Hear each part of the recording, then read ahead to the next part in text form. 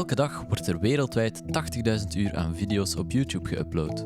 En dat is enkel videodata. In totaal wordt er over heel de wereld zo'n 2,5 triljoen bytes aan data geproduceerd per dag. Dat is genoeg om elke persoon op aarde een eigen collectie met alle FC de Kampioenen afleveringen te geven. Stap voor stap hebben we een wereld gecreëerd die gedreven wordt door gegevens. Maar met de exponentiële groei van gegevens komt ook de noodzaak om deze te beschermen. In deze aflevering duiken we dieper in de wereld van bits en bytes, waarin gegevens en dataopslag de valuta van dit tijdperk zijn geworden. Eigenlijk zijn camera's zo toegankelijk geworden dat er geen enkele rem meer staat op de productie van materiaal.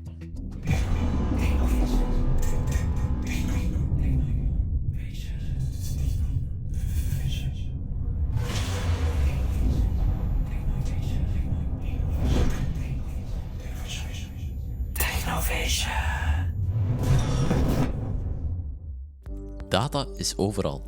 En in een wereld die steeds digitaler wordt, is het de kunst geworden om er efficiënt mee om te gaan.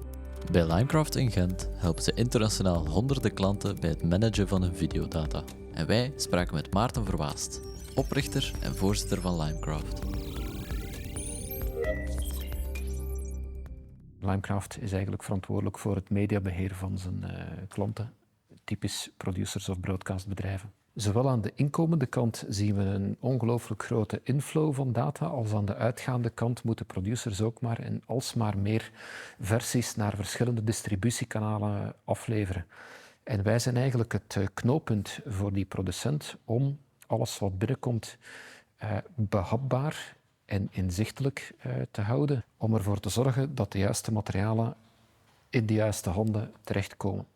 Bij televisieproducties met verschillende camera's zit je dus al snel aan grote hoeveelheden data, die ook op professionele manier verwerkt moeten worden. Die enorme hoeveelheid data moet in veelvoud worden opgeslagen, soms voor verzekeringsdoeleinden. Een kopie staat op gemeenschappelijke drives voor de montage. Een andere kopie gaan we vaak wegzetten op cold storage als reserve. Dan nog eens een technisch archief. Dus in de praktijk zien we dat omwille van, om echt absoluut zeker te zijn dat er niks verloren gaat, dat elke file 3, soms 4 of 5 keer wordt opgeslagen. Dus het is in het belang van iedere professionele producer om daar verstandig mee om te gaan met de beschikbare capaciteit.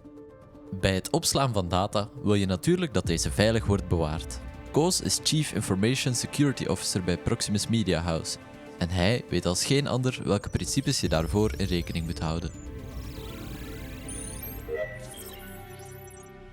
In tegenstelling tot wat een hele hoop mensen denken, is cybersecurity geen IT-functie. Cybersecurity is een onderdeel van IT-security. En IT-security is eigenlijk weer een onderdeel van informatiebeveiliging, informatieveiligheid. En de enige reden waarom we eigenlijk aan de IT-organisatie vaak opgehangen zijn, dat is omdat een hele hoop van die data in de IT-systemen zit. Maar eigenlijk, informatiebeveiliging doe je vanuit een risico wat jouw organisatie heeft op die data. Dus het kan zijn dat die data verloren raakt, dat de data corrupt raakt, dat de data niet beschikbaar is. Er zijn een aantal redenen waarom je data moet beveiligen. We zijn steeds meer toegegaan naar de mogelijkheid om de informatie te kunnen uitwisselen met andere organisaties, elektronische uitwisseling. En op het moment dat dus de belangrijke data in jouw organisatie ook buiten de organisatie gaat, neemt het risico toe. We gaan van een situatie waarbij producenten binnen de muren van hun eigen bedrijf hun eigen mediabeheer onder controle hadden en dan wel spraken en telefoneerden en dingen uitwisselden met een ander bedrijf, maar die uitwisseling op zich zat in het informeel circuit. En we gaan nu voor het eerst naar een situatie waarbij de supply chain op één platform zit die communicatie structureert. Wat voor alle betrokken partijen een enorme tijdswinst en een kwaliteitsverbetering oplevert. In de afgelopen decennia zijn de procedures voor gegevensbeheer enorm gedigitaliseerd. En daar bleek het gebruik van één bepaalde technologie toch opvallend. Als je gaat kijken naar de grote veranderingen die we in de afgelopen 20 jaar gezien hebben, waarbij cloud computing misschien wel de meest belangrijke is, of in ieder geval op dit moment de meest belangrijke, dan zie je dus dat er ineens een strategische beslissing genomen wordt om een bepaald deel van de dienstverlening uit te besteden aan een cloudleverancier. En het vervelende is dat op het moment dat je het moet gaan uitbesteden aan een cloud provider, dat je je informatieveiligheidsstructuur aan moet gaan passen op een strategisch niveau. Je moet ineens heel anders gaan denken, terwijl de verantwoordelijkheid voor de daadwerkelijke dataveiligheid nog steeds binnen de organisatie blijft liggen. Voor producers die zeer grote volumes verwerken, is het altijd kostenefficiënter om materiaal op datatape te laten staan. Waar wij met Limecraft wel zeer hard in geloven, is dat we dan een kopie of een proxy van dat materiaal in de cloud gaan zetten en dan hebben we het beste van twee werelden.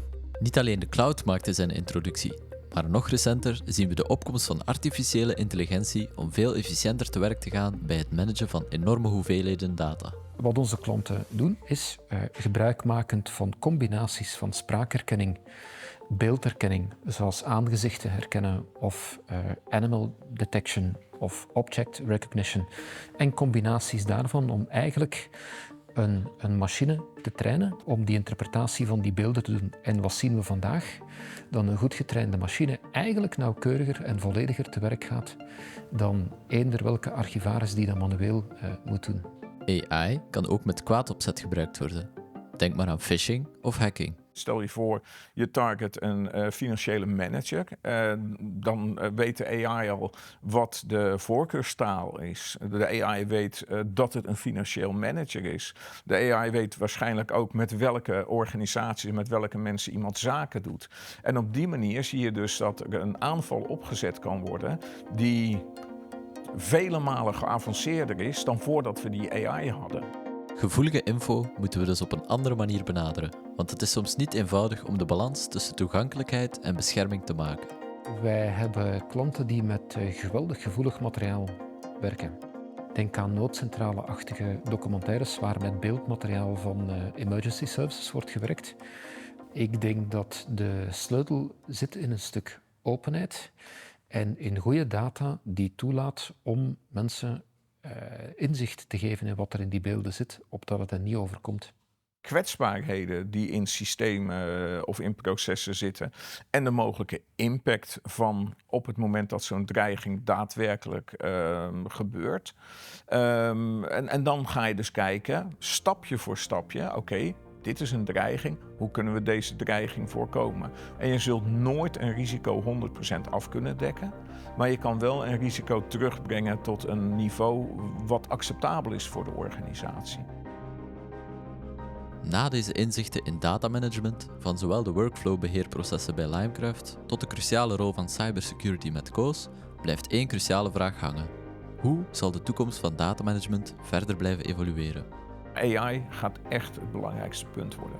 Op het gebied van dataveiligheid, maar ook op het gebied van datamanagement. Zonder artificiële intelligentie zou het een documentairemaker 8 uur kosten per uur materiaal om te bekijken wat er in die beelden gebeurt en om daar nota van te maken, om eigenlijk het begin van de storyboard te maken. De AI gaat ook aan de andere kant gebruikt worden om een organisatie beter in kaart te brengen. En op het moment dat er dus gegevens gestolen zijn, door die informatie heen te lopen om nog meer geavanceerde aanvallen uit te oefenen. We zitten vandaag in die balans, waarbij voor sommige use cases het aangewezen is om de primaire storage lokaal te zetten. Voor andere use cases is het mogelijk om die helemaal in de cloud te zetten. En we zullen moeten zien hoe die balans evolueert in de toekomst. We hebben geleerd over de uitdagingen, de oplossingen en de vooruitgang die technologieën zoals AI en cloud computing met zich meebrengen. En één ding is duidelijk: de wereld van data evolueert snel en het is essentieel om op de hoogte te blijven. Bedankt voor het kijken en we zien jullie graag terug bij een volgende aflevering van